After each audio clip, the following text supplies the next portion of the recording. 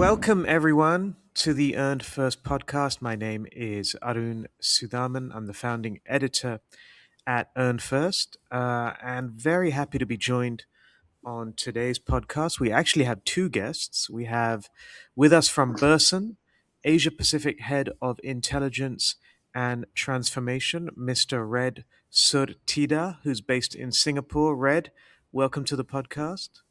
Hey, Aaron. Glad to be here. And we have alongside my colleague based in Tokyo, Earned First's research and insights editor, David Blecken.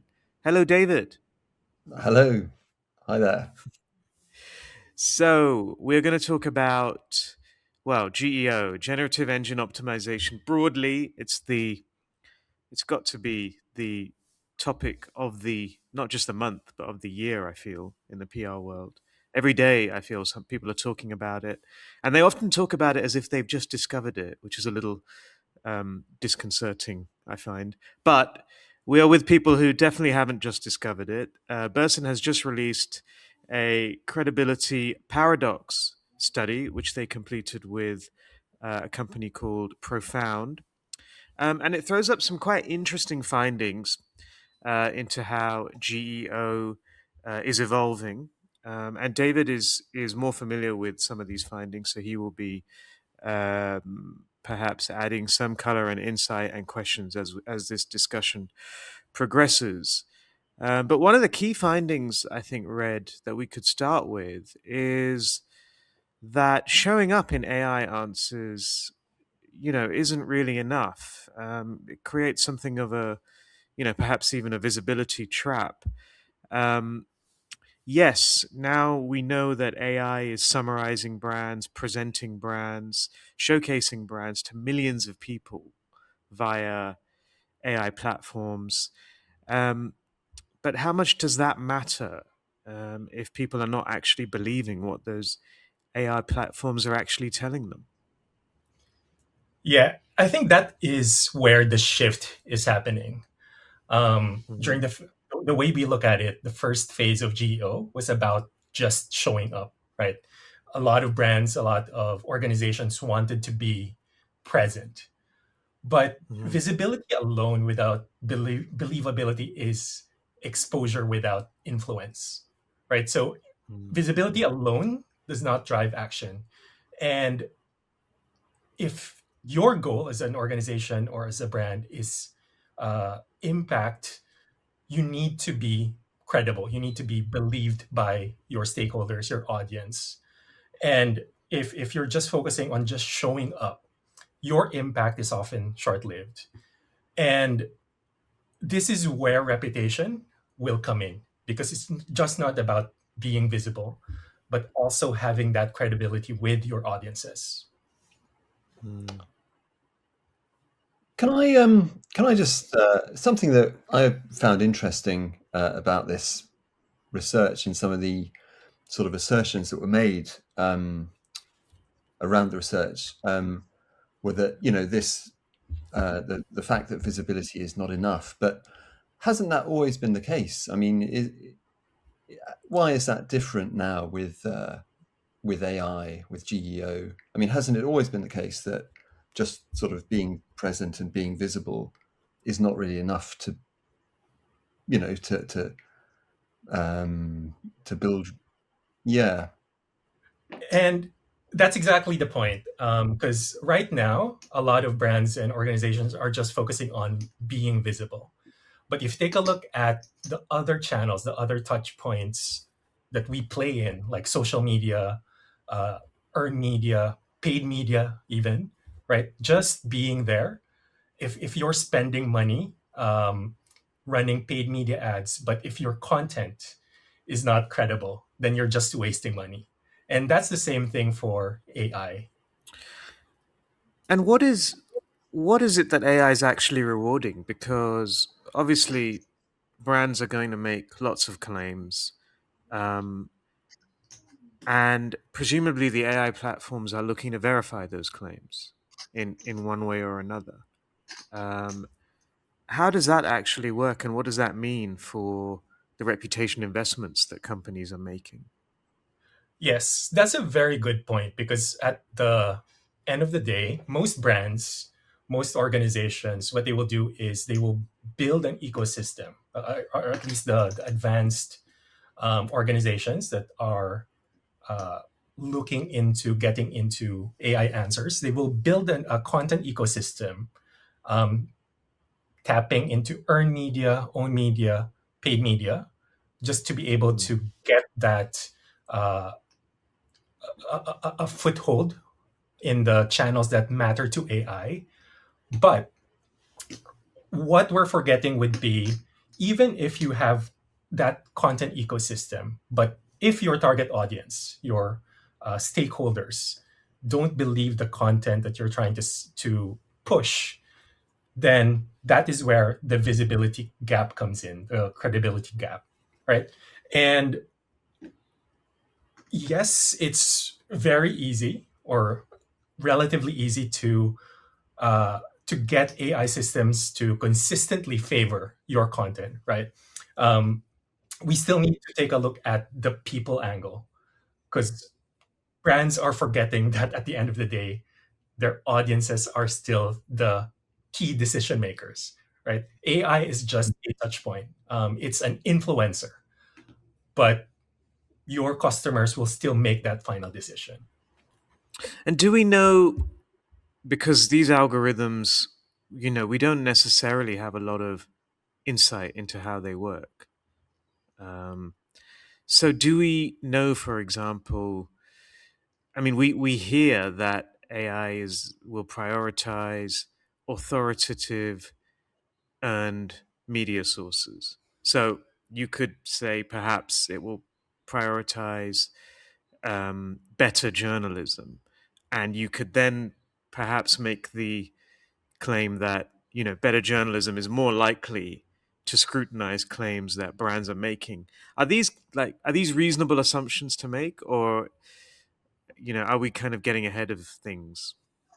Yeah, I think those are very reasonable assumptions to make. And the way we look at doing this is looking at patterns, right?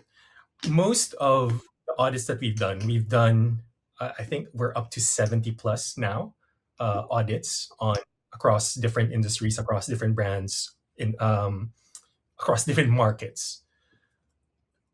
Patterns will show up where there are certain channels that will impact your visibility, like earned media. You also get visibility through, for example, Reddit, Wikipedia, like those types of channels.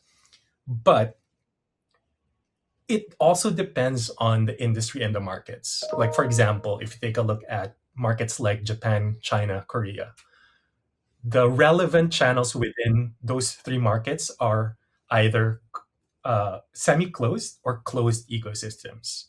An example would be uh, WeChat, right? They have their own LLM, they have their own ecosystem. They usually, the AI that people have access to within WeChat will only get information from WeChat, right? So even if you publish something from a very reputable uh, publisher, for example, if it's not on WeChat, you won't show up within that market. So it really depends on the market that you're in, but also the industry. Um, we've seen, for example, within consumer tech, right? Reddit is quite important within that channel. Review sites are quite important within that industry, rather, right? But if you then shift into an industry like enterprise tech, they're both within tech, consumer and enterprise. Review and Reddit might not be as important.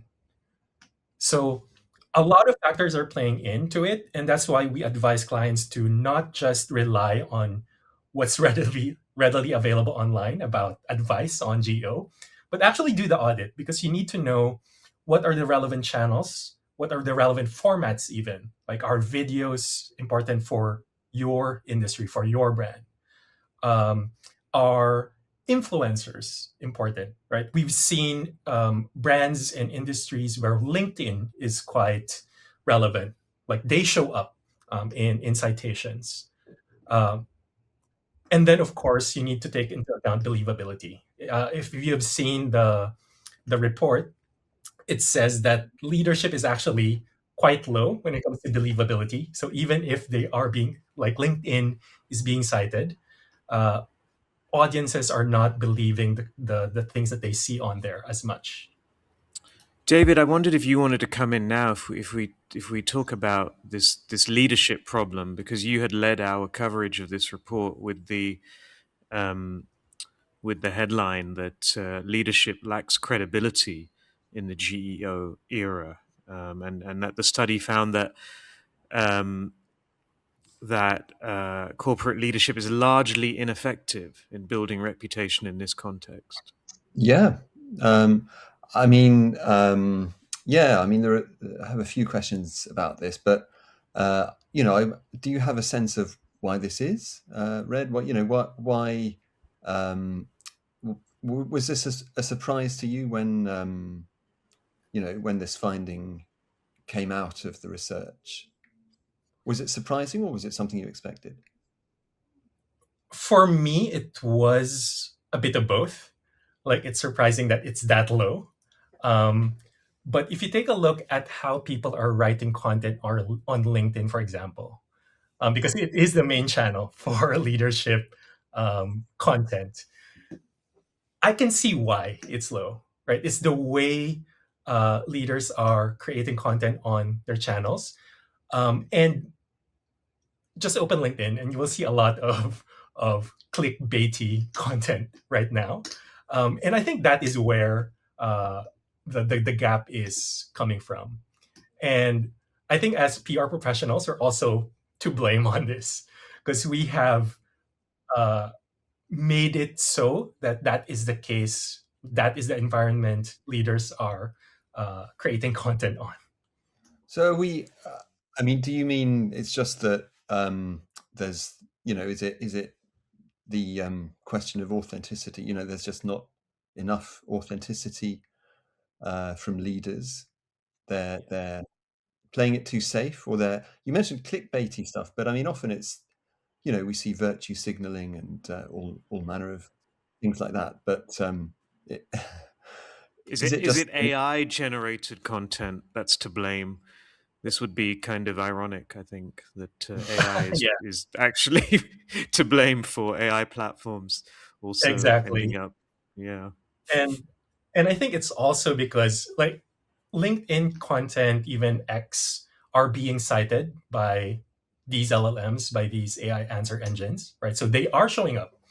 But then when people see the results and they see it's from LinkedIn, that is where the gap comes in. And what you said exactly, it's exactly what you said.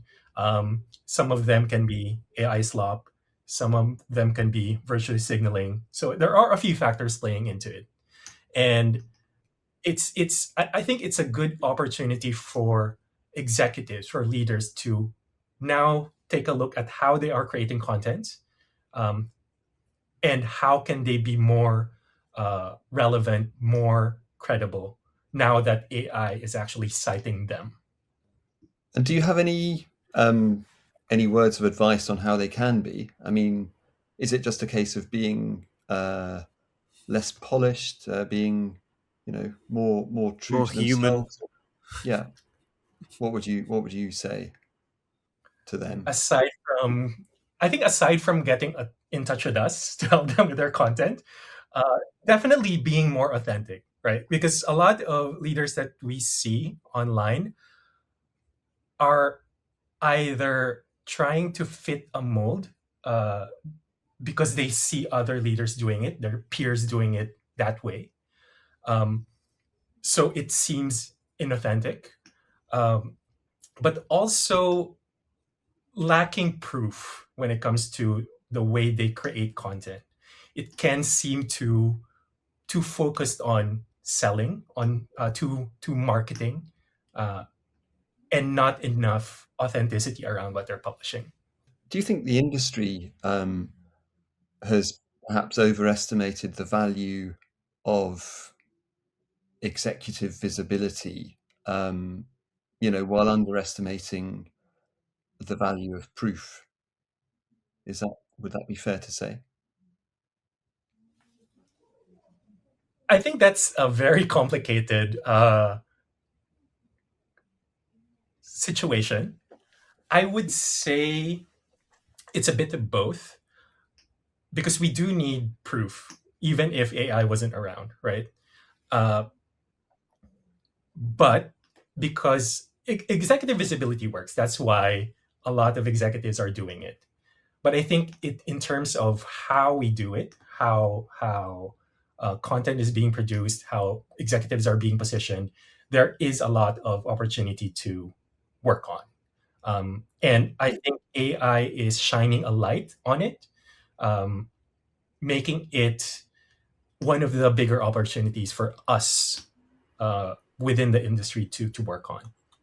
Can I just ask very quickly, how did you assess believability? Yes, so we do have a tool called Burson Decipher. So we worked with a cognitive AI company called Limbic. So we have partnered with them for 3 years now, and we built Decipher. And you can think of Decipher as a consumer panel in your pocket, right?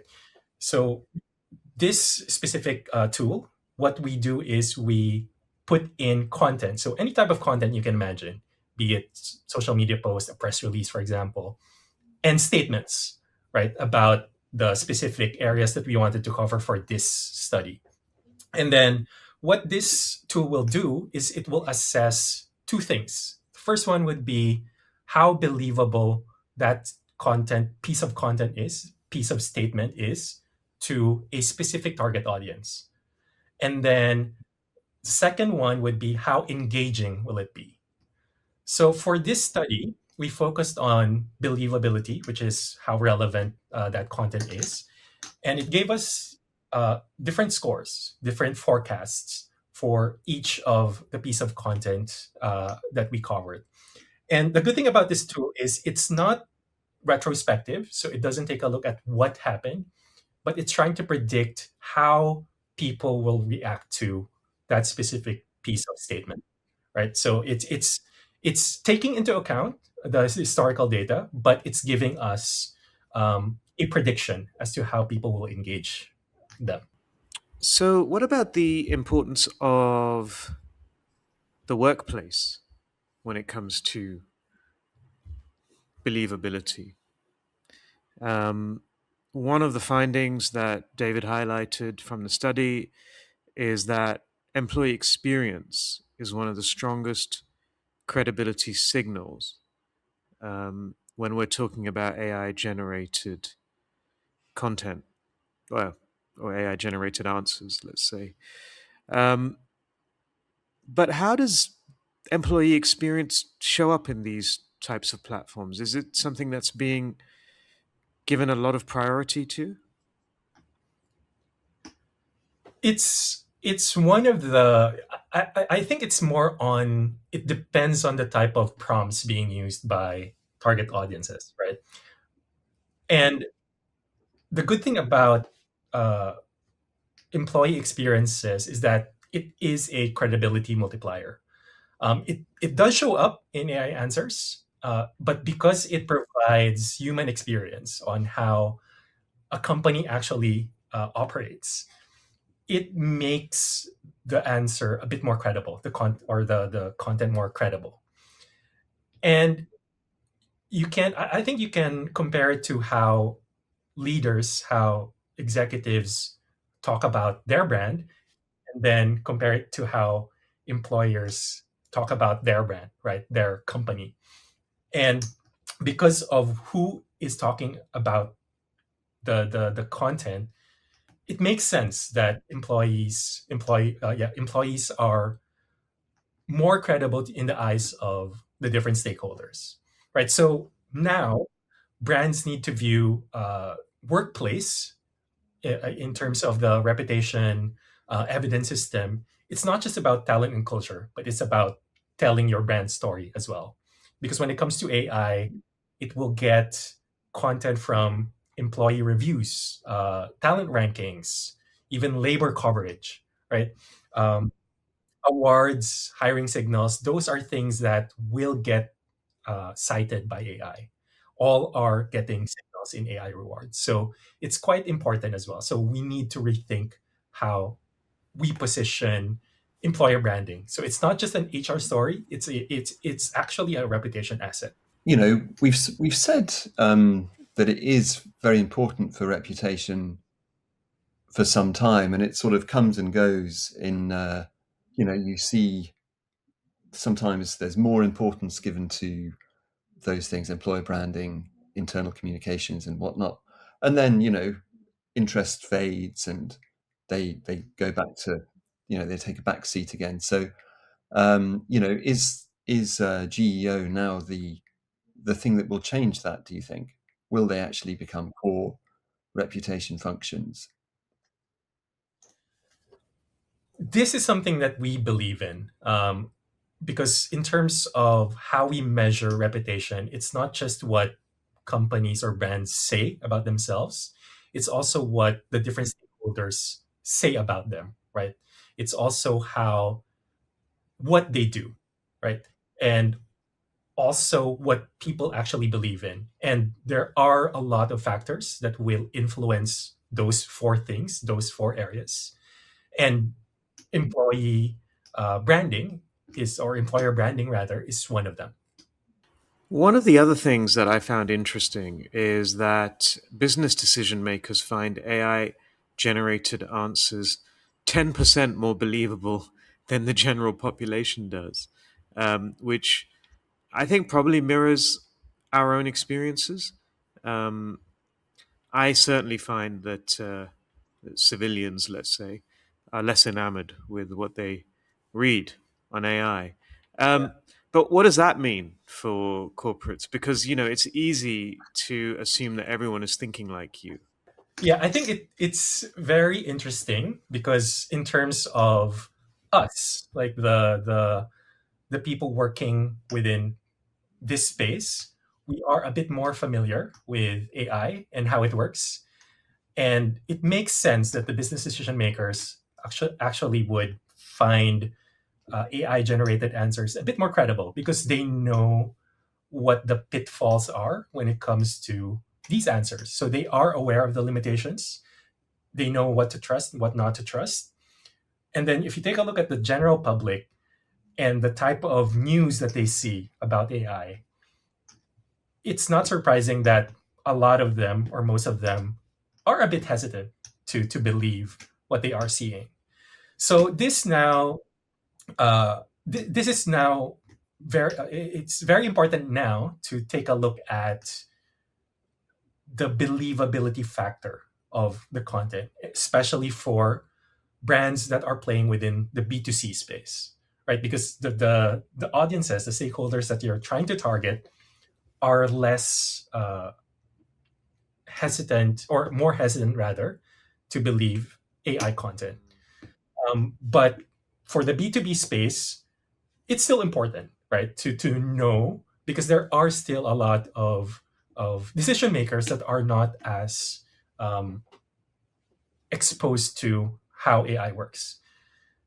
So I firmly believe, at least in the next year or so, this is where we need to focus as communicators our attention on making sure that the content that we produce that gets cited by AI would actually translate into action from our target audiences because they believe that content, they find it relevant. Sure.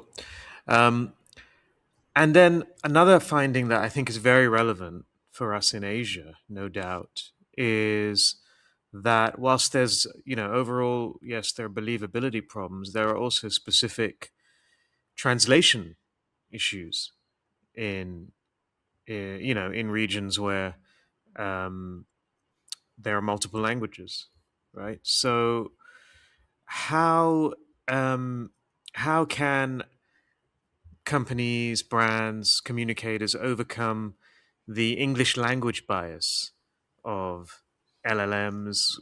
They may miss linguistic and cultural nuances. And then, of course, you have as you've already mentioned, you've got local platforms like WeChat, you've got specialist closed ecosystems as well. How do you see that changing how um, corporate engagement strategies operate in a region as diverse as Asia? Yes, I think this is where our approach to AI visibility will come in, because we created a mandate where, in order to build motivation, not motivation, in order to build your reputation, um, when it comes to showing up within these AI systems, we take a look at the 3C model, right? So, number one would be consistent narrative. So, it's not just looking at one specific platform, you need to show up in uh, multiple platforms and make it consistent, right? Make sure that you are in the right channels. So, that's compounding authority. So, you know which channels are being cited, which channels are influencing AI. And then lastly, make sure that when you execute your campaign, you are actually doing it with purpose, right? So the chorus of content. So make sure, number one, consistent narrative. Number two, compounding authority, having the right voice. And then lastly, chorus of content. So that mitigates the gaps that we see when it comes to non-English content. So even if uh, your content is not everything is not in English, at least you know which channels are important to AI. David, anything from you on that point? Well, I think, I mean that's obviously something that it seems as if that will not be easy to address. Presumably, that will take time to get right. I think it also depends on the industry, because you see categories or industries, verticals that are producing a lot of content on a daily basis, an hourly basis, even, right? And for those types of verticals, categories, I think it's much easier to influence, or it's much difficult, much harder to influence AI, because you are competing with a lot of content online, right? But then you have categories where it's a bit slower, where you publish maybe once a week, once a month. Mm. So your share of voice is a bit higher. So there is a higher chance for you to influence what AI is saying about you. But that doesn't mean that for categories that are a bit more fast moving, that doesn't mean it's difficult, right? It will also depend on the brand itself. Because if you are one of the bigger brands, you might be able to control the narrative within your space. So there are a lot of factors playing in terms of, or dictating how AI will uh, describe or share answers. It really depends on those factors. So it's very important for brands to know what those factors are. And maybe just to close, Red, you've been obviously doing a lot of work in this area and reviewing how AI answer engines work. Is there anything in particular that has surprised you that has maybe is really made you rethink how messages are shaped and how reputations are built, compared to perhaps the conventional wisdom that we have been living with for so many years? Not really surprised, but more of, I think, annoyed, because we have seen AI cite information or data from 2011, for example, or 2018. That was ages ago, and a lot of those information are outdated. So it makes Hmm. it a bit more difficult for our clients, the brands that we work with, to actually correct those outdated information. The good thing is they're not misinformation or disinformation, but they are outdated. So it is a bit annoying, but uh, there is opportunity to correct them. Right. Yeah. Yeah, and I guess it gives you a clearly visible picture of where those gaps might be as well, which is not Yeah, exactly. unhelpful. Yeah, and this is actually funny because we are now seeing brands audit their websites Mm. because there are pages that are being cited by AI Hmm. that are clearly outdated, something that they have published ages ago, 10 years ago, and is still being Yeah. cited. So they now need to take a look at their website, uh, clean things up, and make sure that it's more applicable to what we have now. Does it mean that we'll? I mean, in this kind of new era, does it mean that we'll see more in the way of actual substance? Will we see more substance rather than just positioning? I suppose.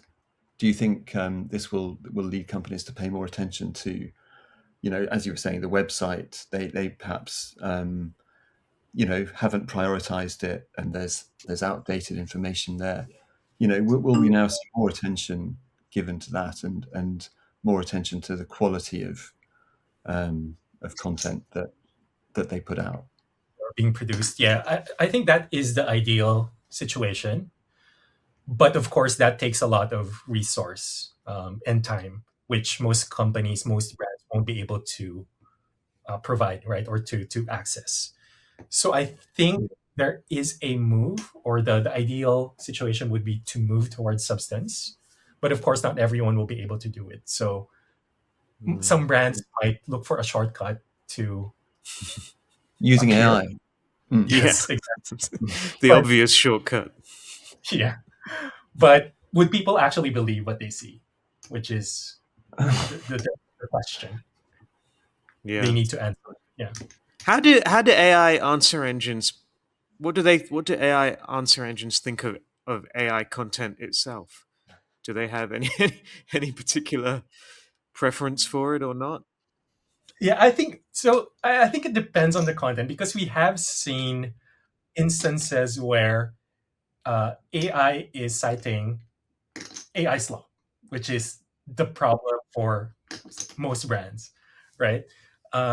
So there is no hard and fast rule that AI will cite specific types of content. So it really depends on how it's written, where it's published, and some brands are taking advantage of this. Hopefully, it gets fixed down the line. But with how we are, or how these AI engines are structured right now, um, there are still a lot of gaps that we need to watch out for, and hopefully it gets addressed soon. But you'll never know how fast it will be. So brands are taking advantage of it. There's no